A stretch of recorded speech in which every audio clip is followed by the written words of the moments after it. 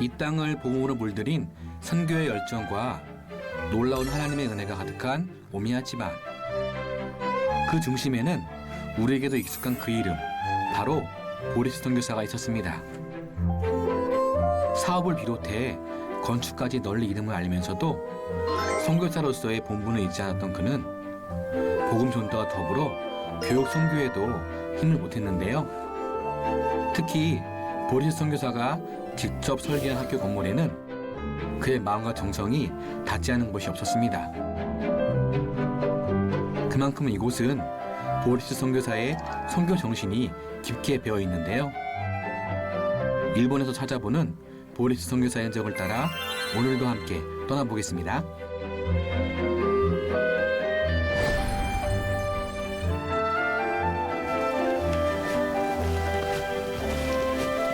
사택 바로 근처에 바로 얼마 뒤에? 떨어지지 않는 곳에 바로 뒤죠. 학교네요. 네. 이게 혹시 그러면 보리스 선교사님이 세운 만든 학교. 네네. 그러니까 이제 오미 형제사 학원이라고 돼 있잖아요. 네. 이제 보리스 선교사가 세운 학교죠. 아.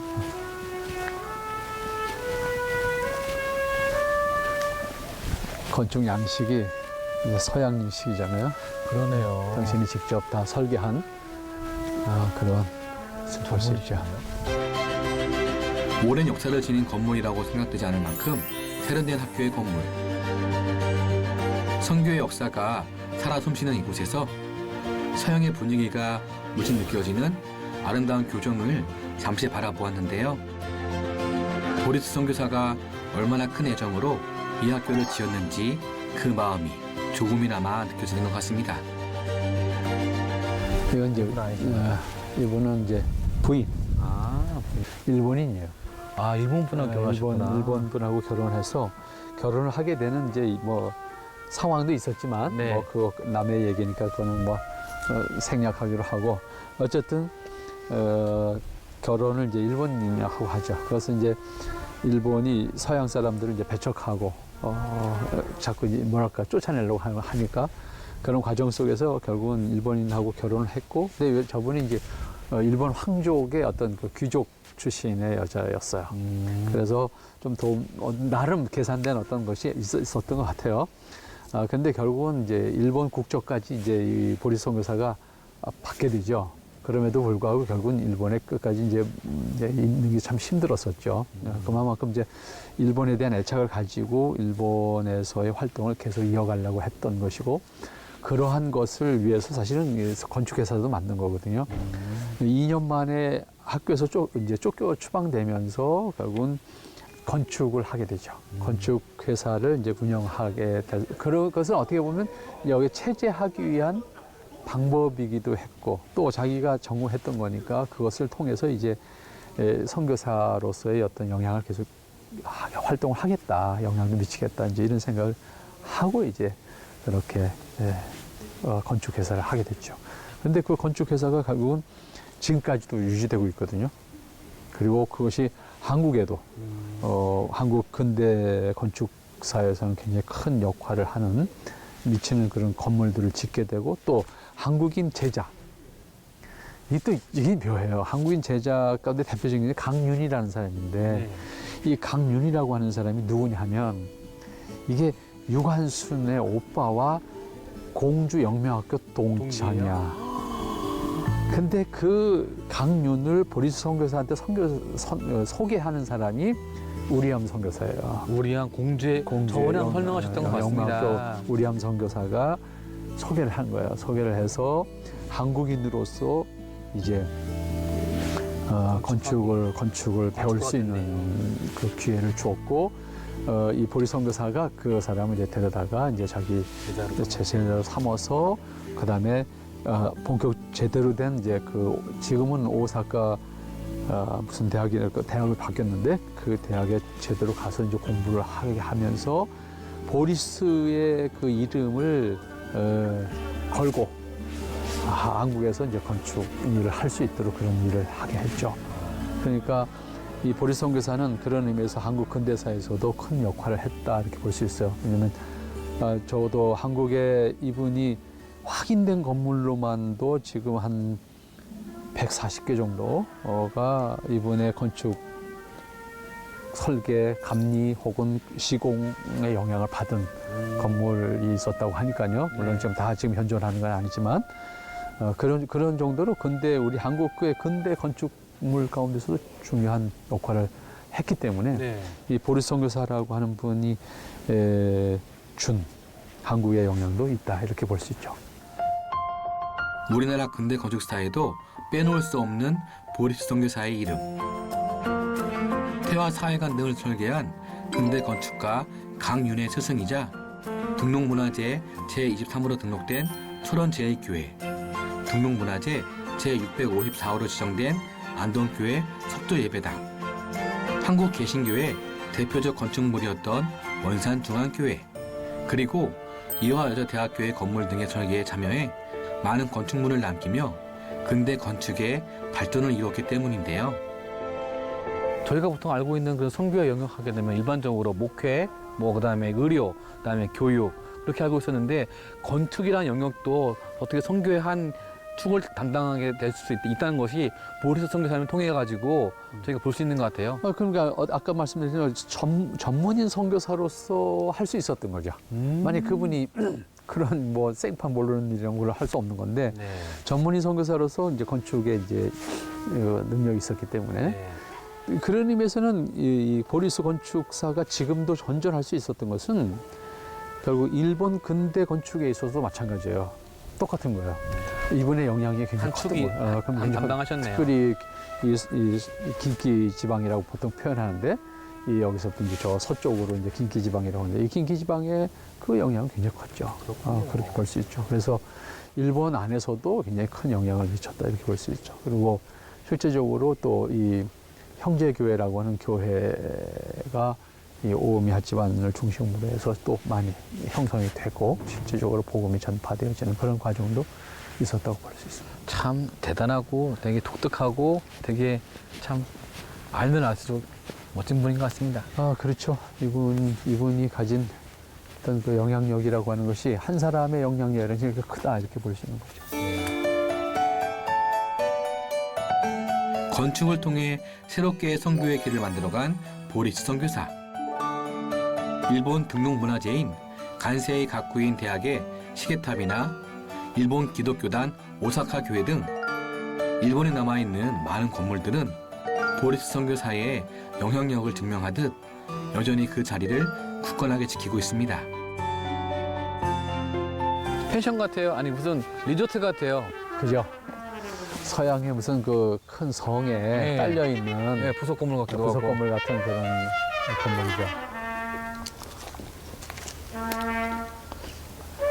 그래서 여기서 자라는 학생들이 이제 또 그만큼 이 지역에서도 미션 스쿨로서의 어떤 그 교육이 이루어졌기 때문에 나름 어떤 좀 기독교적인 영향력을 받았다고 볼 수 있겠죠. 일본이라는 곳에서 기독교 학교가 참 자리 잡고 또 그 아이들을 길러낸다는 것 자체가 굉장히 의미가 있지 않을까 싶어요. 쉽지 않은데 어쨌든 뭐 일본도 마찬가지 한국하고 사실은 영어라고 하는 그 어떤 그 언어 장벽 때문에 그거를 배울 수 있는 기회가 이 시골 조그만 시에도 영향을 미쳤다라고 하는 것은 굉장히 큰 의미가 있다 이렇게 볼 수가 있죠. 그러니까 이분이 그만큼 애착을 가지고 아이들을 기르는 복음을 전하기 위해서 노력을 했었는데 자신이 이제 학교에서 쫓겨나고 나서 보니까 이건 아니다 싶어서 결국은 여기를 못 떠나고 건축회사를 하면서 그다음에 나중에는 이제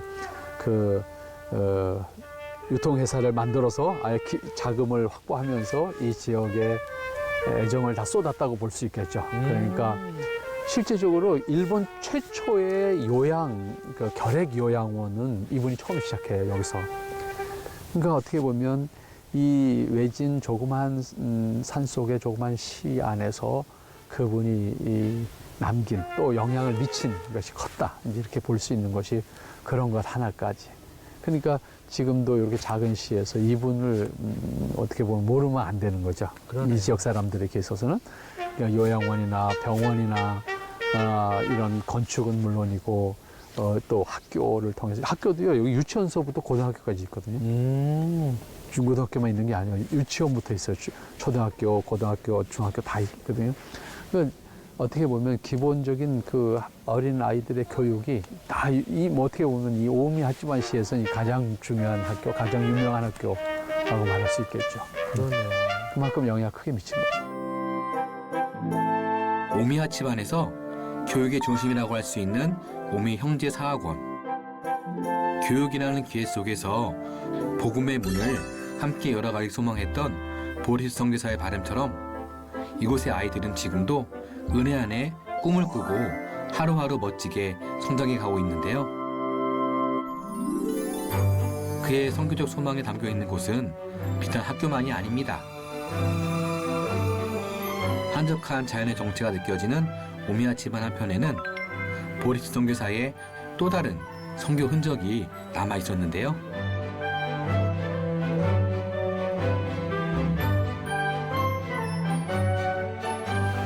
이 도시는 진짜 보리스 선교사님을 빼고는 설명할 수가 없네요. 이분이 한 사람의 영향력이라고 하는 것이 얼마나 컸냐라고 하는 것은 이 도시에 와서만 아마 알 겁니다. 진짜. 뭐 지금 우리가 찾아온 곳이 지금 병원이잖아요. 예. 이 요양병원인데 요양병원이요. 특별히 일본에서도 그 결핵 요양 예. 병원. 사실 우리나라 선교사님들이 오셔서 결핵 퇴치를 위해서 굉장히 노력을 하셨는데 결핵 요양원으로서 이렇게 큰 병원을 만든 경우는 없어요. 근데 여기는 이제 이 보리스 선교사가 그 오미 형제단이라는 것을 만들면서 이 당시에 이 1910년대에 이 일본에서도 결핵이 굉장히 이제 성행했다고요. 그래서 많은 사람들이 이제 결핵으로 인해서 어려움을 당할 때 이 결핵 요양원을 만들어서 요양병원으로 그래서 격리시키면서 치료하는 그런 시설을 만들었고 이것은 일본 역사에서 처음이에요. 아, 그러니까 이 조그만 시골 도시에서 대도시도 아니고. 그런 영향력을 미치니까 이 지역 사람들에게 있어서는 더 큰 영향을 미쳤다고 볼 수 있겠죠. 다양한 분야를 통해 일본 선교에 힘썼던 보리스 선교사. 평소 의료 선교에 대한 소망을 품고 있었던 그는 자신의 건축사무소 직원이 결핵으로 사망한 것을 계기로 요양원 건립에 박차를 가하며 일본 결핵 퇴치에 앞장섰는데요. 뿐만 아니라 앞서 살펴보았듯 학교 설립을 통해 복음을 바탕으로 아이들을 양육함으로써 교육의 발전에도 함께 이바지해왔습니다. 그리고 요 오미 핫지반시 안에서만 이분이 지은 집 건물이 한 30채 정도 지금도 남아있다고 그러니까 굉장히 이분의 영향력이 뭐 가는 곳마다 좀 다르잖아요. 같은 일본풍인데도 그러게요. 뭔가 서양 분위기의 건물들이 이제 만들어졌고 특별히 이런 그 붉은색 그 지붕 기와로 이은 이 소위 그 스페니시 기와라고 표현하는데 지중해식 건축 양식이 이 오미 핫지반시에는 있잖아요. 그게 바로 이제 보리스의 건축 영향이잖아요. 그런 의미에서 기념관으로, 그다음에 기념병원으로, 그다음에 채플이죠. 예배당. 예배당도 이것도 굉장히 오래된 예배당이거든요. 1919년에 지어진 예배당이니까 굉장히 오래된 예배당이에요. 목조 건물이긴 하지만 지금도 매주일 예배를 드리는 사용하는 건물로 사용하고 있으니까 네. 그러니까 참 의미가 있다고 봅니다. 한국에는 결핵으로서는 혀우드 홀이 있었다면은 일본에서는 보리스 선교사님이 그 역할을 하셨네요. 그렇죠. 그 정도로 큰 영향을 미쳤죠. 그러니까 이 지역에서는 보리스를 빼놓고는 이야기할 수가 없는 거죠. 진짜 파면 할수록 더 많은 거. 이번엔 어딜까? 이번엔 어딜까? 더 기대가 되는 선교사님이신 것 같고 또 그런 기대감을 가지고 저희가 또 계속해서 한 발자국 한 발자국 가보도록 하겠습니다. 네, 감사합니다. 일본의 역사를 품고 있는 작은 도시 안에서 색다른 분위기를 느끼게 하는 건물들이 곳곳에 남아 있었는데요. 세월을 덧입고 오랫동안 건재하게 자리를 지키고 있는 모습을 보니 보리스 선교사의 선교 정신이 이곳에 얼마나 깊게 깃들어 있는지 느낄 수 있었던 시간이었습니다. 은혜로 가득한 하늘을 마무리하며 돌아가는 길. 잠시 고속도로에 있는 휴게소에 들러 저녁 식사를 해결하기로 했는데요. 휴게소 한쪽에 위치하고 있는 상당한 규모의 음식점. 역시나 이것도 일본의 색채가 묻어납니다.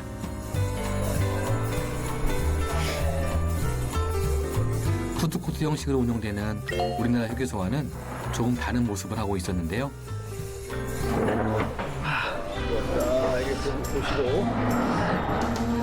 일본은 식도락의 나라니까 진짜 먹을 게 눈에 들어가게 맛있네. 함바그. 일본은 꼭 먹고 싶었던 것 중에 하나가 함바그. 이거 한번 먹어보도록 하겠습니다. 이게 진짜 맛있겠네. 이게 하나하나가 진짜 눈이 돌아가가지고 와. 자리에 앉아 메뉴를 살피는 동안 먼저 따뜻한 차가 한 잔씩 제공되었는데요. 일본 식당에서 흔히 주는 차이지만 문득 궁금한 점이 생깁니다. 평소에 보면은 근데 일본 식당들 보면요 이렇게 보통 이렇게 오차라고 하잖아요. 이렇게 오차를 많이 주는 이유가 따로 있을까요?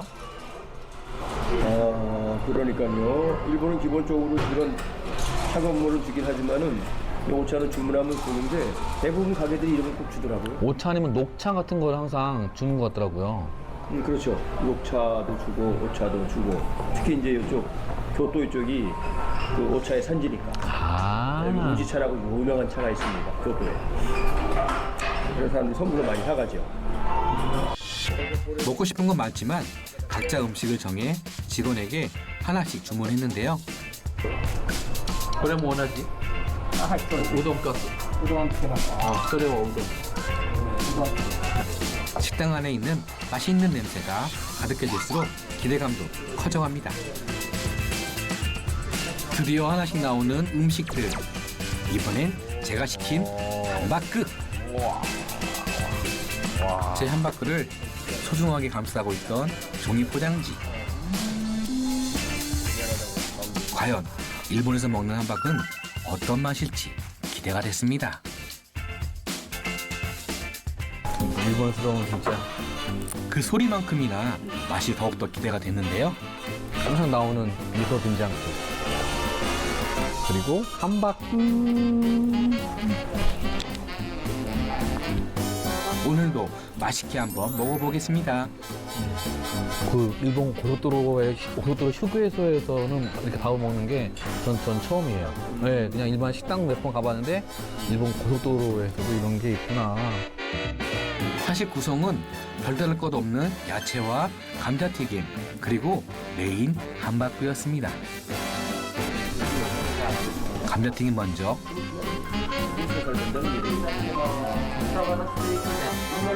그리고 따뜻하게 익은 함바크를 먼저 먹어보았는데요. 함바크. 좀 더 깊고 풍부한 맛이 정말 좋았습니다.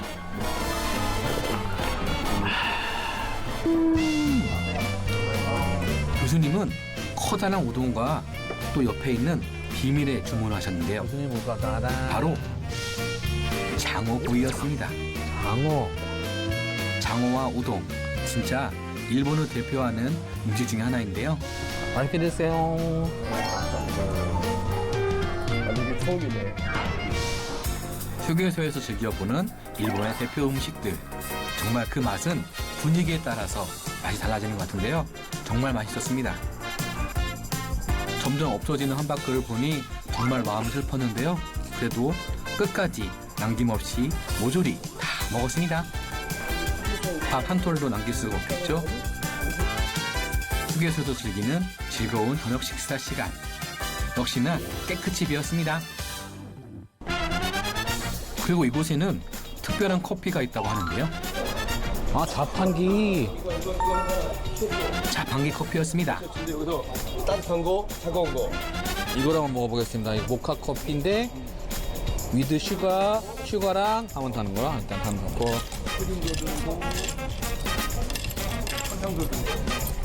기호에 맞게 고르고 돈을 넣고 버튼을 누르면 바로 그 자리에서 제조가 되는 과정이었는데요. 신기한 것은 그 제조되는 과정이 화면을 통해서 보여지는 것이었습니다. 기대가 됩니다. 일본 고속도로에서 먹는 자판기 커피 맛 어떨까?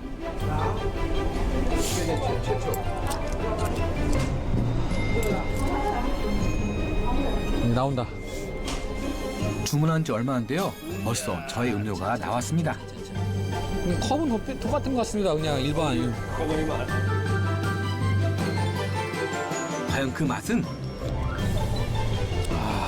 뭐 특별한 맛은 아니지만 재밌네요. 이게 보니까 재밌는 맛이고 고를 수 있다는 거가 재밌고 그다음에 이렇게 내가 만든 커피나 그런 것들이 과정으로 이렇게 보여지고 나온다는 게 좀 신기하고 세계 최초 커피 맛을 보았습니다. 커피와 함께 잠시 여유를 느끼며 휴게소의 이곳저곳을 함께 둘러보았는데요. 편의점 수준이 틀리네, 우리나라는. 어느 대형마트가 부럽지 않을 만큼 다양하고 많은 음식들이 휴게소 안을 가득 채우고 있었습니다. 덕분에 한동안 시간 가는 줄도 모르고 휴게소 구경에 푹 빠져 있었는데요. 분들어가는. 와. 일본스러운 소품들이 코난도 있네. 와, 대박. 입과 눈이 함께 즐거웠던 일본의 휴게소 탐방을 끝으로 보리스 선교사의 발자취를 따라왔던 일본에서의 은혜로운 성지 투어 첫날이 이렇게 저물어 갑니다. 하나님의 진정한 도구로 쓰임받을 때 우리의 능력은 배가 되고 그 영향력은 이루 말할 수 없이 커진다는 것을 함께 느꼈던 시간이었는데요. 한 사람의 사명자로서 이 땅에서 쓰임받을 그날을 고대하며 믿음으로 매 순간을 준비해 나갈 수 있길 소망합니다.